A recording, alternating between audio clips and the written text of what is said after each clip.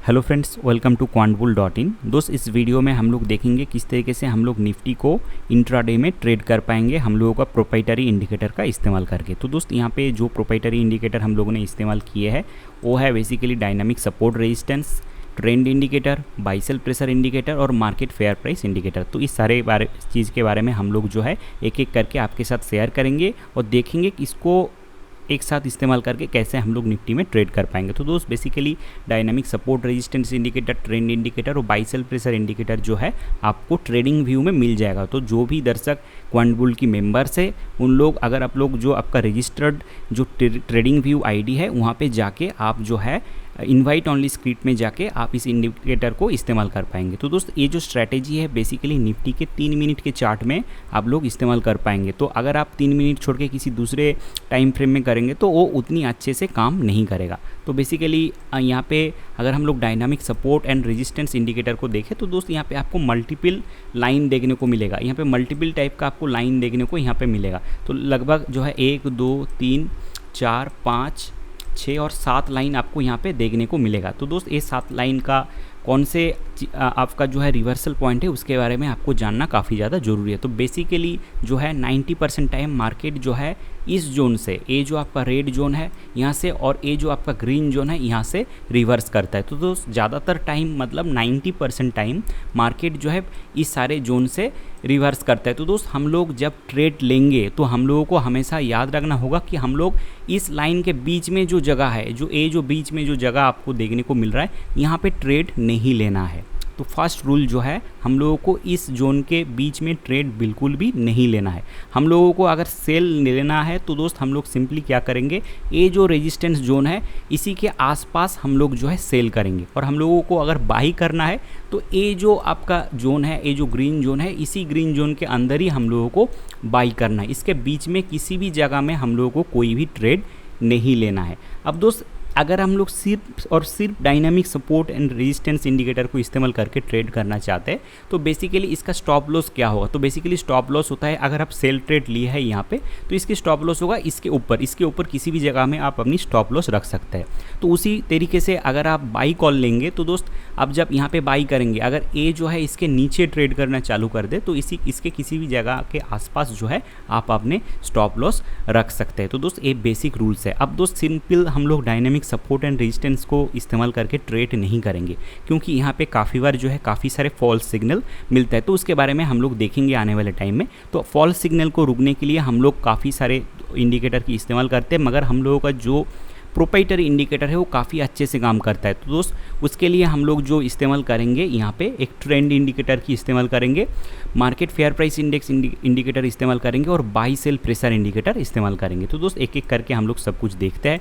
तो trend indicator basically क्या है, यहाँ पे आप देख सकते हैं कि यहाँ पे एक ग्रीन लाइन है, एक रेड लाइन है। बेसिकली ट्रेंड इंडिकेटर हम लोगों को ये कहता है कि मार्केट का अपकमिंग ट्रेंड क्या हो सकता है।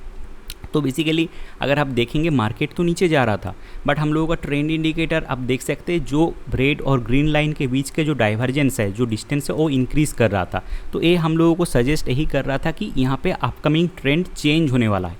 यहाँ पे आप देख सकते हैं कि यहाँ पे जो सपोर्ट लेवल था ये तो टूट गया था। तो हम लोगों का जो रूल्स था वो हम लोगों को यही कह रहा था कि हम लोगों को यहाँ से निकल जाना चाहिए, बट ट्रेंड इंडिकेटर हम लोगों को सजेस्ट कर रहा था कि यहाँ से मार्केट रिवर्स हो सकता है। तो दोस्त, इसीलिए हम लोग क्या करेंगे, यहाँ पे थोड़ा बैठे रह सकते हैं। अब दोस्त, ये थम्स अप साइन क्या है इसके बारे में हम लोग बाद में इसके नेक्स्ट स्लाइड में देखेंगे। तो बेसिकली यहाँ पे ट्रेंड इंडिकेटर हम लोगों को सजेस्ट किया कि मार्केट रिवर्स कर सकता है। उसके बाद आप देख सकते हैं मार्केट ऊपर चला गया। मार्केट जब ऊपर गया इस जगह के आसपास आप देख सकते हैं ट्रेंड इंडिकेटर जो था बियरिश था, तो उसके बाद मार्केट जो है नीचे आ गया। तो अब दोस्त, यहाँ पे हम लोग ट्रेंड इंडिकेटर के बारे में एक चीज़ और आपको जानना जरूरी है कि ट्रेंड इंडिकेटर बेसिकली आप अगर देखेंगे यहाँ पे मार्केट जब ऊपर जा रहा था इसके बीच का डाइवर्जेंस इंक्रीज़ हो रहा था, बट मार्केट जब नीचे जा रहा था तो यहाँ पे ट्रेंड जो है यहाँ पे इसकी जो वैल्यू है इसमें जो है गैप जो है कम हो रहा था। तो इसकी एक कैरेक्टर है कि जहाँ पे ये दोनों मिल जाता है, मतलब ट्रेंड इंडिकेटर का जो बियरिश पार्ट है और जो बुलिश पार्ट है जहाँ पे मिल जाते हैं वहाँ से एक रिवर्सल देखने को मिलता है। तो आप देख सकते हैं कि यहाँ पे मिल गया था दोनों इंडिकेटर की जो बियरिश और बुलिश जो इंडिकेटर है यहाँ का जो है यहाँ पे मिल गया था और उसके बाद यहाँ से एक रिवर्सल है, यहाँ पे ट्रेंड चेंज हुआ, मार्केट ऊपर गया, फिर यहाँ पे रेड लाइन एक्टिवेट हो गया। तो फिर मार्केट नीचे गया, फिर यहाँ पे देख सकते हैं कि डाइवर्जेंस इंक्रीज हुआ और मार्केट जो है सपोर्ट लेवल से ऊपर चला गया। तो इसकी एक कैरेक्टर है कि जहाँ पे मिल जाता है, न्यूट्रल हो जाता है, तो वहाँ से जो है मार्केट में एक रिवर्सल देखने को मिलता है। तो दोस्त ये तो हो गया एक और इंडिकेटर, ट्रेंड इंडिकेटर। इसको छोड़ के भी हम लोग और एक इंडिकेटर की इस्तेमाल करेंगे। उसका जो आपका इस्तेमाल जो होगा वो बेसिकली हम लोग जो है बाई सेल प्रेशर इंडिकेटर इस्तेमाल करेंगे। तो दोस्त बाई सेल प्रेशर इंडिकेटर और एक लेवल की सिक्योरिटी आपको प्रोवाइड करता है। वो क्या है कि यहाँ पे आप देख सकते हैं मार्केट नीचे आया, ट्रेंड इंडिकेटर जो था बुलिश था और बाई सेल प्रेशर इंडिकेटर भी हम लोगों को सजेस्ट कर रहा था कि यहाँ से मार्केट जो है ऊपर की दिशा में जा सकता है। तो दोस्त आप देख सकते हैं यहाँ से मार्केट काफ़ी तेज़ी से ऊपर की दिशा में गया। तो मेजॉरिटी इंडिकेटर के साथ हम लोगों को जाना है, किसी एक इंडिकेटर के साथ हम लोगों को नहीं जाना, मेजॉरिटी इंडिकेटर के साथ हम लोगों को जाना है। तो दोस्त आप यहाँ पे देख सकते हैं उसी तरीके से अगर हम लोग दूसरे एक चीज़ देखें, यहाँ पे आप देख सकते हैं कि जो ट्रेंड इंडिकेटर था बेसिकली वो हम लोगों को वीकनेस शो कर रहा था। बाई सेल प्रेशर इंडिकेटर जो था वो भी हम लोगों को एक सेल सिग्नल दे रहा था और मार्केट देखिए डायनामिक रेजिस्टेंस पॉइंट के आसपास से रिवर्सल हुआ, परफेक्ट रिवर्सल हुआ, मार्केट नीचे चला गया। अब दोस्त यहाँ पे आप पूछेंगे अरे भाई यहाँ पे सपोर्ट देख सकते टूट गया, यहाँ पे रेजिस्टेंस काफ़ी अच्छे से काम किया, सपोर्ट अच्छे से काम नहीं किया। तो इस फॉल्स सिग्नल को जो है इसको अगर हम लोगों को रेक्टिफाई करना है उसके लिए हम लोग क्या किया है, एक नए इंडिकेटर की इस्तेमाल की है जिसको हम लोग MFPI बोलते हैं। MFPI की फुल फॉर्म है मार्केट फेयर प्राइस इंडेक्स। तो दोस्त market fair price index basically हम लोगों को क्या करता है कि जो कैश का डेटा है, फ्यूचर्स का डेटा है और ऑप्शंस की डेटा है, यहाँ पे जो स्मार्ट मनी है वो मार्केट में कैसे इन्वेस्ट कर रहा है और उसके हिसाब से मार्केट का एक्चुअल फेयर प्राइस क्या होना चाहिए, एक सटीक दाम क्या होना चाहिए, वो हम लोग अपने एडवांस AI की इस्तेमाल करके यहाँ पे कैलकुलेट करते हैं। तो दोस्त यहाँ पे हम लोग देख सकते हैं यहाँ पे रेजिस्टेंस के आसपास हम लोग जो है एक थम्स अप दिए थे, तो इसका मतलब जो है रेजिस्टेंस मार्केट में काफ़ी अच्छे से फॉलो होगा। मगर दोस्त सपोर्ट के आसपास हम लोग जो है एक डेंजर साइन दिए थे, तो दोस्त डेंजर साइन का मतलब ये जो सपोर्ट है स्मार्ट मनी के हिसाब से ये जो सपोर्ट लेवल है ये टूटेगा। तो इसके लिए हम लोग ने क्या किया, यहाँ पे एक नए इंडिकेटर की इस्तेमाल की है मार्केट फेयर प्राइस इंडेक्स।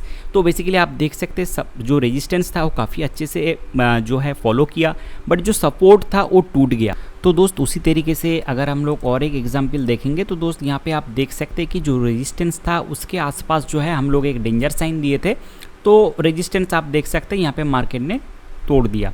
तो बेसिकली जो सपोर्ट है, रेजिस्टेंस है, वो तोड़ेगा कि नहीं वो स्मार्ट मनी के हिसाब से हम लोगों को मार्केट फेयर प्राइस इंडेक्स बताता है। अब दोस्त मार्केट फेयर प्राइस जो इंडेक्स है वो इंडिकेटर है, इसकी एक्चुअल वैल्यू से कोई लेना देना नहीं होता। मतलब मार्केट फेयर प्राइस इंडेक्स की जो एक्चुअल वैल्यू है वो यहाँ पे भी हो सकता है, यहाँ पे भी हो सकता है और दोस्त यहाँ पे भी हो सकता है, इसके बाहर भी हो सकता है। तो दोस्त हम लोगों को उसकी एक्चुअल वैल्यू से कुछ लेना देना नहीं है। स्मार्ट मनी के हिसाब से मार्केट का फेयर प्राइस इंडेक्स क्या है उसके हिसाब से वो कहाँ पे मतलब वो प्राइस क्या है वो डिपेंड करता है यहाँ पे डायनामिक सपोर्ट रेजिस्टेंस के अंदर वो डेवलप हो रहा है, डायनामिक सपोर्ट रेजिस्टेंस के बाहर डेवलप हो रहा है या फिर इस जोन के अंदर हो रहा है। तो दोस्त अगर इस जोन के अंदर वो डेवलप हो रहा है तो इसका मतलब जो सपोर्ट है और जो रेजिस्टेंस है वो टूटेगा नहीं, ठीक है। यहाँ पे जैसे इस एग्जाम्पल के केस में अगर हम लोग देखें तो यहाँ पे जो मार्केट फेयर प्राइस इंडेक्स था वो लगभग इस जगह के आसपास डेवलप किया था जिस लेवल को मार्केट ने टच किया।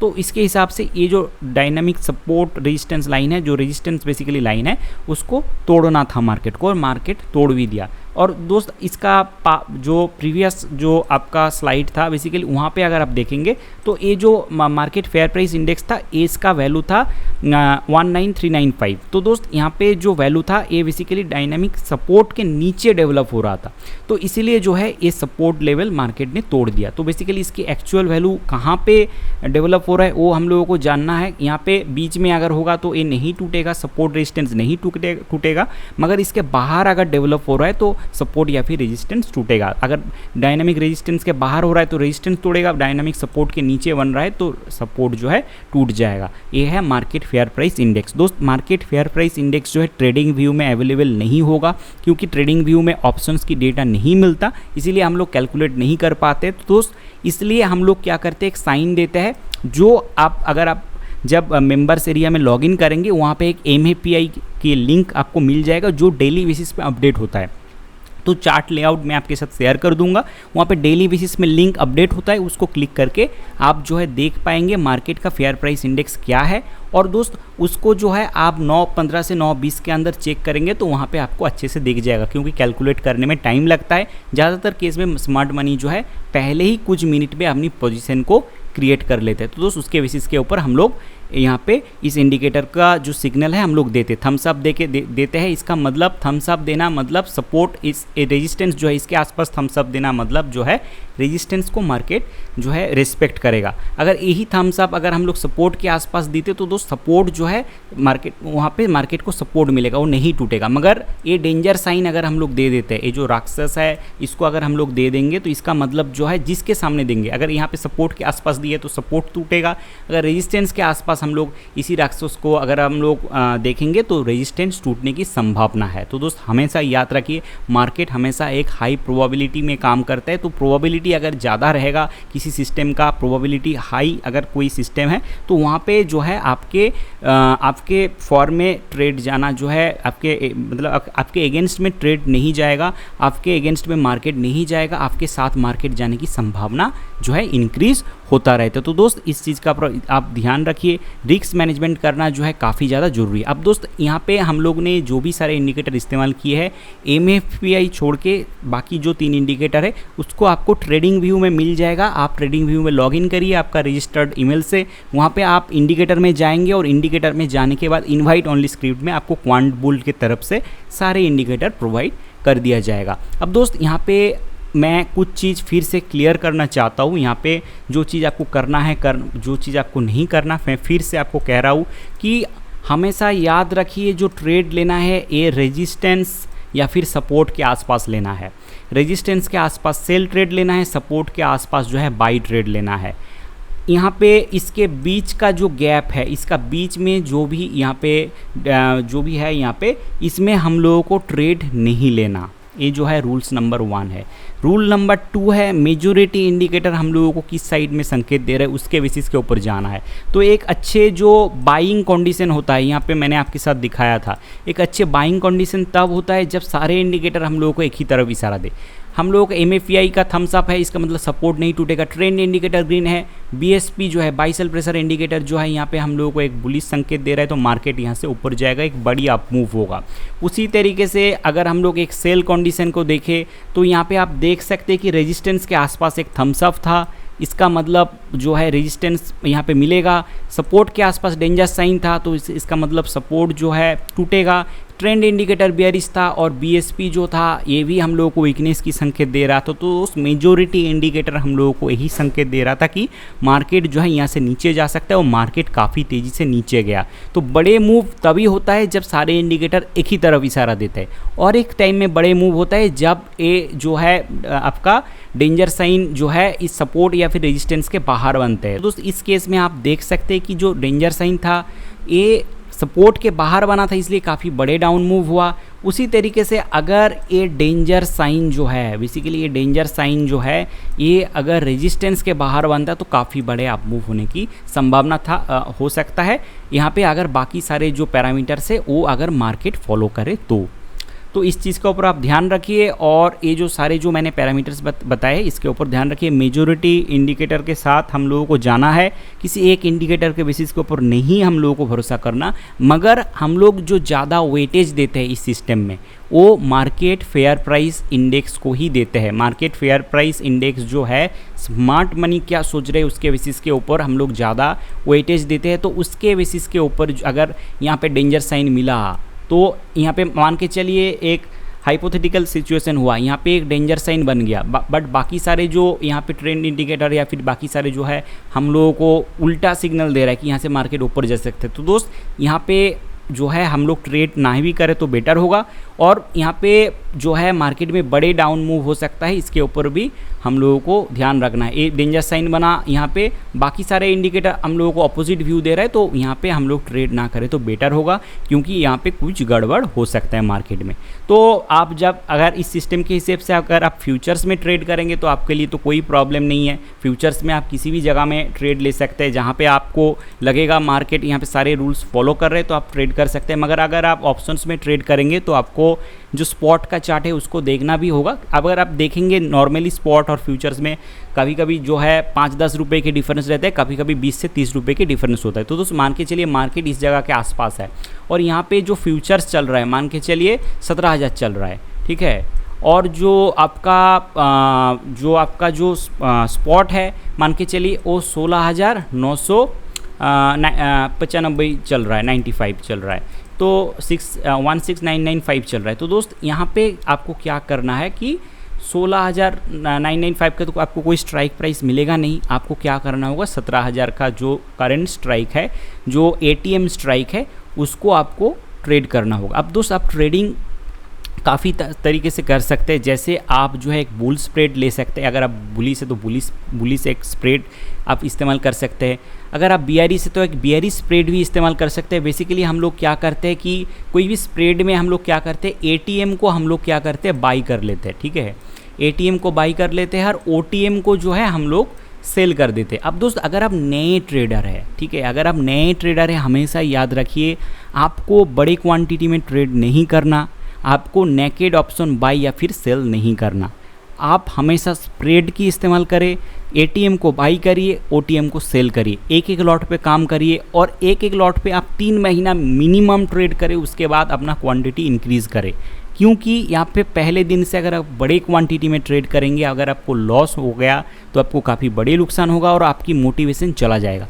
इसीलिए हमेशा याद रखिए एक एक लॉट पे स्प्रेड में ट्रेड करिए, प्रॉफिटेबल होइए, उसके बाद धीरे धीरे अपनी क्वांटिटी को इंक्रीज़ करिए। कभी भी आप जो है एक बार में ज़्यादा ट्रेड मत करिए और नेकेड ऑप्शन आप बिल्कुल भी मत खरीदिए अगर आप प्रोफेशनल नहीं हैं तो दोस्त अगर आप यहाँ पे सेलर्स है तो ऑप्शन सेलर है तो दोस्त आपके लिए और भी काम आसान हो जाता है। तो ऑप्शन सेलर्स के लिए मैं फिर से डिस्क्लेमर देना चाहता हूँ कि यहाँ पे आपके रिस्क अनलिमिटेड होता है। तो आपको रिस्क अनलिमिटेड होते हुए आपको काफ़ी सारे चीज़ और भी ध्यान में रखना होगा। तो आप अगर ऑप्शन को राइट करेंगे, अगर आप ऑप्शन को राइट कर रहे हैं तो दोस्त इस जगह के आसपास राइट करिए और ये आपका जो है एज यूजुअल जो है आपका स्टॉप लॉस होगा। यहाँ पे अगर आप पुट को राइट कर रहे हैं तो यहाँ पे राइट करिए और इसका बाहर जो है आपका स्टॉप लॉस होगा।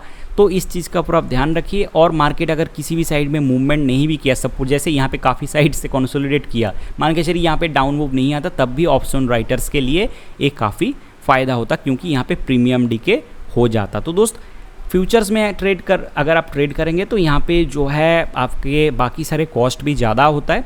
ऑप्शंस में अगर आप ट्रेड करेंगे तो आपके बाकी सारे जो कॉस्ट है वो थोड़ा कम होता है। मगर ऑप्शन बायर्स अगर आप है तो यहाँ पे आपको एक बड़े मोमेंटम की आवश्यकता होती है। तो दोस्त जब सारे पैरामीटर्स आपको एक ही तरफ इशारा देगा तो वहाँ पे आपको एक बड़े मूवमेंट मिलता है। जनरली आप अगर देखेंगे इस टाइप का सिचुएशन में जो डेंजर साइन बना था, सारे पैरामीटर्स जो था यहाँ पे मार्केट नीचे जाने की संकेत दे रहा, तो यहाँ पे जो भी दर्शक ऑप्शन बाई करेंगे उसको हेवी प्रॉफिट हुआ होगा। उसी तरीके से अगर आप इस कंडीशन को देखेंगे तो यहाँ पे मार्केट जो है काफ़ी बड़े आप मूव दिखा सकता था। तो दोस्त यहाँ पे जो है अगर आप ऑप्शन बाई करेंगे तो यहाँ पे आपको भारी प्रॉफिट हो सकता है। तो दोस्त मैं ओवरऑल सारे चीज़ आपके साथ शेयर किया। अगर आपको कोई भी प्रॉब्लम है तो आप हम लोगों को वेबसाइट विजिट कर सकते हैं और support@quantbull.in में भी आप हम लोगों को जो है ईमेल कर सकते हैं। अगर आपको कोई भी डाउट्स है आप मुझे पूछ सकते हैं नीचे कमेंट करके। सारे इंडिकेटर्स आपको ट्रेडिंग व्यू में मिल जाएगा, सिर्फ MAPI को छोड़ के। MAPI को जो है हम लोग जो है डेली लिंक शेयर कर देते हैं, उसकी एक्चुअल वैल्यू से कोई लेना देना नहीं है। इस चीज़ का ऊपर हमेशा ध्यान रखिए। और दोस्त अगर आपको कोई भी प्रॉब्लम है तो आप support@quantbull.in में आप जो है हम लोगों को ईमेल कर सकते हैं या फिर हम लोगों का जो व्हाट्सएप ग्रुप है वहाँ पे भी हम लोग जो है हम लोगों को इन्फॉर्म कर सकते हैं। तो दोस्त आशा करूँगा ये ट्रेडिंग स्ट्रैटेजी आपको अच्छा लगा। Thanks for watching this video.